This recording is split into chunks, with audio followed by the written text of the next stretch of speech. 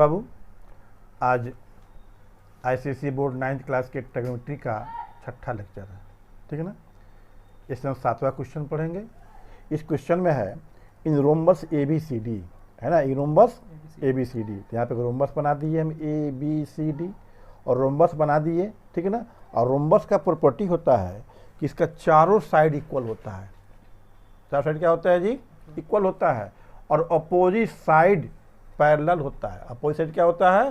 Parallel होता है, ठीक है ना। यह रोम्बस जो है एक पैरेललोग्राम ही होता है। क्या होता है? यह पैरेललोग्राम का एक टाइप होता है। और पैरेललोग्राम का प्रॉपर्टी होता है कि opposite side equal and parallel. Opposite side क्या होता है? इक्वल एंड पैरेलल, यानी यह इसके पैरेलल इक्वल होगा, यह इसके पैरेलल इक्वल होगा। लेकिन इसमें एक चीज बढ़ जाता है, क्या कि चारों साइड इक्वल होता है। चारों साइड, ठीक है ना। इसके बाद डायगोनल है ए सी और बी डी, ए सी और बी डी, है ना। तो रोम्बस का डायगोनल या पैरेललोग्राम का डायगोनल एक दूसरे को परपेंडिकुलरली बाइसेक्ट करता है। क्या करता है दूसरे को जी? हाँ, यहाँ पर ए सी डायगोनल हो गया या बी सी डायगोनल हो गया, एक दूसरे को ओ पॉइंट पर बाइसेक्ट कर रहा है। बाइसेक्ट मीन्स दो इक्वल पार्ट में डिवाइड कर रहा है। दो इक्वल पार्ट में डिवाइड कर रहा है, यानी कि ए ओ इक्वल टू ओ सी हो जाएगा और O B equal to O D हो जाएगा। तो ए ओ इक्वल टू ओ सी, तो ए ओ क्या होगा? पूरा सी का हाफ हो जाएगा। O B equal to O D, एक पार्ट पूरा बी डी क्या हो जाएगा? हाफ हो जाएगा। एक हो गया। दूसरा का कंडीशन क्या है जी? परपेंडिकुलरली बाइसेक्ट करता है। क्या करता है? यानी कि यहाँ भी 90 होगा, यहाँ भी 90 होगा, यहाँ भी 90 होगा, यहाँ भी 90 हो गया, ठीक है ना। यहाँ तक क्लियर। अब आगे चलिए, कहता है कि A C equal to 18 cm। A C equal to, A C कहाँ पर है? यहाँ पर है ए सी, है ना। यह 18 cm है। क्या है जी? 18 cm है, 18 cm है। यहाँ पर ओ पॉइंट पर यह ए सी क्या हो रहा है? बाइसेक्ट हो रहा है। क्या हो रहा है जी?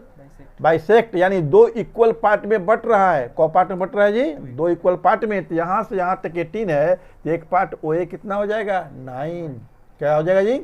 यह कितना हो जाएगा? 9 हो जाएगा। अब आगे इसमें है, कहते हैं angle between diagonal B D and side A B.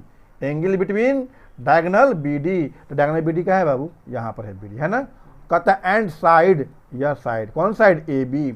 यह क्या दिया हुआ है? Angle alpha. इसका वैल्यू क्या दिया हुआ है जी? अल्फा। इसके बाद कहता है क्या है? Cos alpha equal to 0.8। Cos alpha equal to, तो कॉस टेन सब जो है आपको राइट एंगल ट्रायंगल में निकलता है। किसे निकलता है जी? Right angle triangle alpha. यहाँ पर जिसका राइट एंगल ट्रायंगल कौन होगा? यह होगा ए ओ बी। कौन होगा जी? राइट एंगल ट्रायंगल, है ना। यहाँ पर यह एंगल कितना होगा? 90 होगा। तो कहता है find the diagonal B D. B D का वैल्यू निकालना है और इसका पेरीमीटर निकालना है। कहता है and perimeter of rhombus A B C D. हो गया। अब चलिए जो चीज़ फिगर में उसको आप लिख डालिए। फिगर क्या है जी? A B C D rhombus है। लिखिए let A B C D B A rhombus. इस पर लिखिए इन विच, है ना। इसका प्रॉपर्टी लिख डालिए। लिखिए A B is equal to B C is equal to C D is equal to A D ना। हो गया। A B B C C D A D हो गया।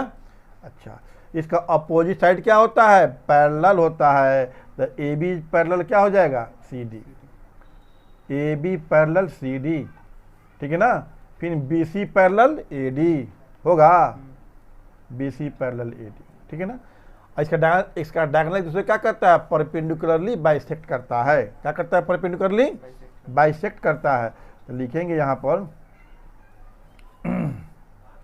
इसको लिखो पहले, इसको लिख लो। तो पहले कहाँ गया जी? हाँ, ए सी दिया हुआ है। फिर लिखेंगे ए सी इज इक्वल टू 18 cm। हो गया। इसमें कोई दिक्कत नहीं ना। अच्छा, वो पॉइंट पर क्या होता है? बाइसेक्ट होता है। तो लिखेंगे यहाँ पर ओ ए equal to O C. O A equal to ओ सी। एगो पार्ट पूरा का क्या होगा? हाफ होगा। तो पूरा पार्ट क्या है? ए सी है। ए सी बाई 2 हो जाएगा। ए सी के वैल्यू 18 cm है। कितना है जी? ये कैंसिल हो जाएगा 9 सेंटीमीटर। कोई दिक्कत?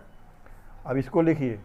लिखेंगे O B is equal to O D. O B equal to O D. एगो पार्ट पूरा का क्या होगा? हाफ होगा। तो लिख देंगे बी डी बाई 2। हो गया। अब एगो क्या बच गया जी?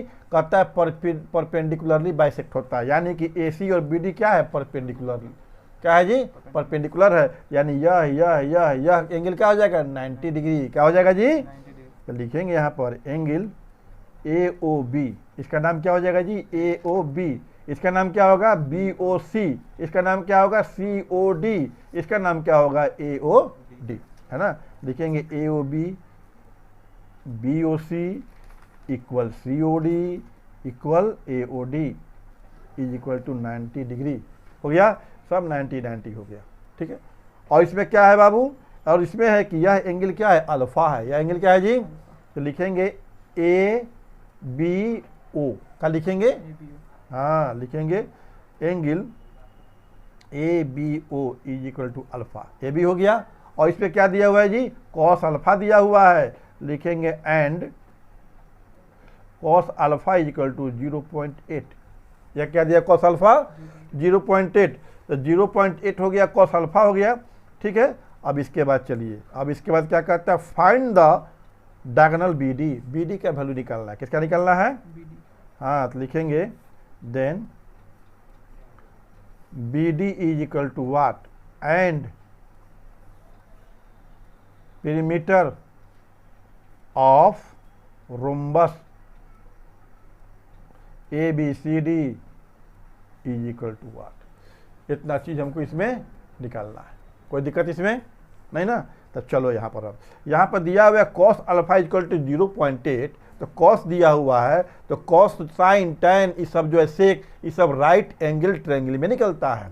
तो कॉस अल्फा यहाँ पर है ना, अल्फा यहाँ पर, तो यह अल्फा किस राइट एंगल ट्रायंगल में है, यहाँ ध्यान से देखो AOB में है। किस में है जी, तो हम इसी ट्रायंगल में चलेंगे, AOB में ही चलेंगे। किस में चलेंगे, हाँ लिखेंगे इन ट्रायंगल AOB, है ना। यह एंगल कितना है बाबू, बोलो AOB कितना है, 90 है, ठीक है ना। और क्या चीज दिया हुआ है, कॉस अल्फा दिया हुआ है ना। And cos alpha is equal to 0.8। 0.8 को लिख सकते हैं हम 8/10।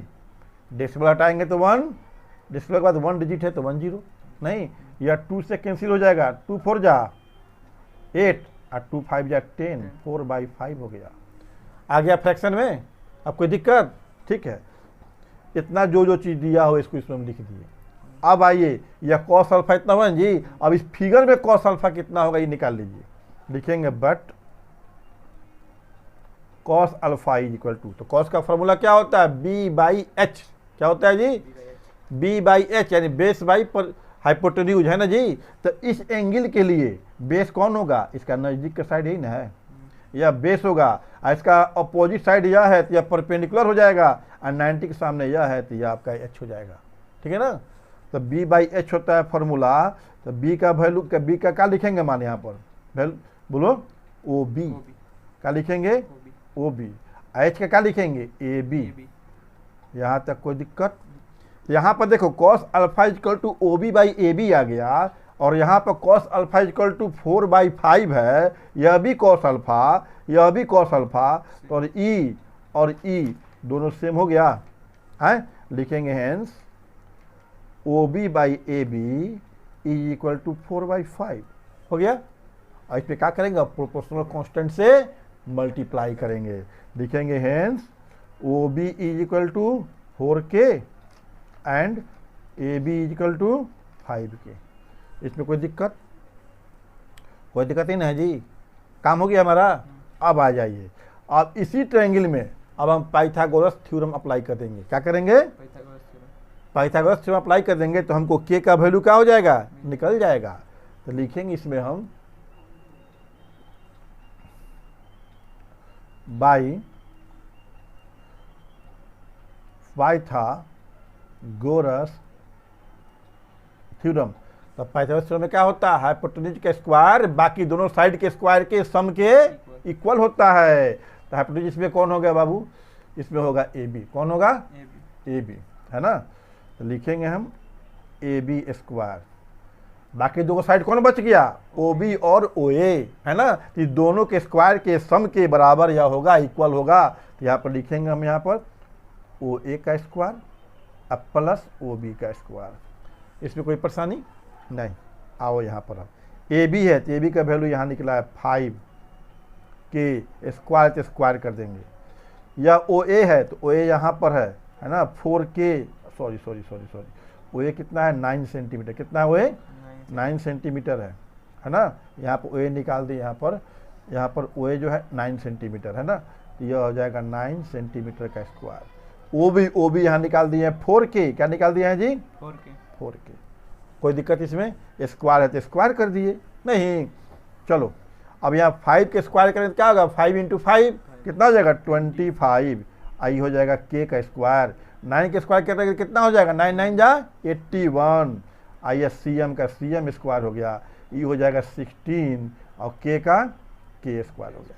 यहाँ भी K है, यहाँ भी K है, तो सेम चीज एक जगह रखा जाता है, सेम चीज एक जगह रखा जाता है। तो इसको उठा के यहाँ लाएंगे, ये प्लस है तो क्या हो जाएगा माइनस, प्लस है तो क्या हो जाएगा जी माइनस हो जाएगा। ठीक है, आई हो जाएगा हमारा 81 CM स्क्वायर। चलो माइनस करो, कितना हो जाएगा जी 9 हो जाएगा, कितना हो जाएगा 9। नहीं बोलो, ठीक है। हमको किसका वैल्यू निकालना है, जो अननोन क्वांटिटी है। तो अननोन क्वांटिटी कौन है, K है, तो K का वैल्यू निकालना है। तो K को क्या करेंगे, अकेले करेंगे, अकेले क्या करेंगे 9 को हटाएंगे तो 9 कहाँ चल जाएगा बोलो, इसके डिनोमिनेटर में चल जाएगा, नहीं जाएगा 9 से कैंसिल करो, 9 9 जा 81, ये हो गया 9 सेंटीमीटर स्क्वायर। ये है K स्क्वायर है, क्या है जी K स्क्वायर है। ये K का वैल्यू निकालना है, तो स्क्वायर को क्या करेंगे हटाएंगे, इसका क्या हो जाएगा स्क्वायर रूट हो जाएगा। ठीक है ना, इसको तोड़ो, 9 का कितना होता है √3 और CM स्क्वायर का CM। K का वैल्यू हमको मिल गया, K का वैल्यू हमको मिल गया। अब सारा काम हम लोगों का हो गया। पूछो कैसे, देखो K का वैल्यू 3 जानेंगे जी, तो हमको किसका वैल्यू निकालना है, हमको निकालना है BD का वैल्यू। किसका निकालना है जी, तो BD में ना OB है और OD है, BD में है जी। तो OB कितना निकला है 4K, OB कितना निकला है जी 4K। तो लिखेंगे सिंस OB = 4K हो गया। और यहाँ पर K का वैल्यू कितना आया है 3 आया, कितना है जी, तो K का जगह पर क्या लिख देंगे हम 3 लिख देंगे, तो हो जाएगा 4 × 3 सेंटीमीटर = 12 सेंटीमीटर। OB का वैल्यू प्राप्त हो गया, OB का वैल्यू हमको निकल गया। अब OB का वैल्यू निकल गया, हमको चाहिए BD का वैल्यू। तो इसका यहाँ पर रिलेशन यहाँ पर देख लो, OB = क्या है BD/2 है, OB = OD = BD/2। तो हमको OB का वैल्यू मिल गया, अब BD का वैल्यू निकालना है, तो इसको और इसको लिखेंगे, इसको और लिखेंगे सिंस, देखो BD/2 = OB। इसमें कोई दिक्कत है, OD को हटा दी, OD को हटा दी, OD से कोई मतलब नहीं है। आ गया, अब आ जाओ BD का वैल्यू निकालना है, तो 2 को हटाएंगे, 2 कहाँ चल जाएगा, यहाँ पर मल्टीप्लाई में चल जाएगा। कहाँ चल जाएगा जी, आ गया, लिखो BD।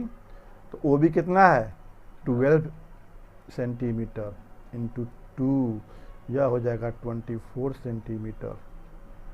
आ गया, यही हमको निकालना था BD निकल गया। कहाँ गया जी, कहाँ लिखे हैं BD निकल गया। अब पेरीमीटर निकालना है रोम्बस का, तो हम क्या लिखेंगे सिंस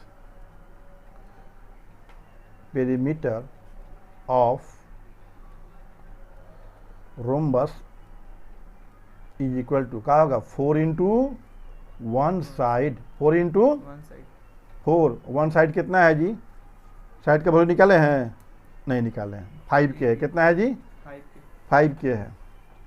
साइडों का वैल्यू निकाल लो, साइड का वैल्यू निकाल लो, ठीक है। इसी में लिख दो 5K, लिखो इसी में, होने गया। अब यहीं पे K का वैल्यू पुट कर दो, यहीं पे K का वैल्यू कितना आया है 3 CM। कितना आया K का वैल्यू जी 3 CM। तो इसी में K का वैल्यू पुट कर दो, कितना हो जाएगा 5 4 जा 20 या 23 जा 60 CM। यही हमारा आंसर हो गया है ना। आपका यह 6ठा क्लास भी समाप्त हो गया, ठीक है ना। समझ में आया हो तो लाइक कर दो, शेयर कर दो एंड सब्सक्राइब कर दो, ठीक है।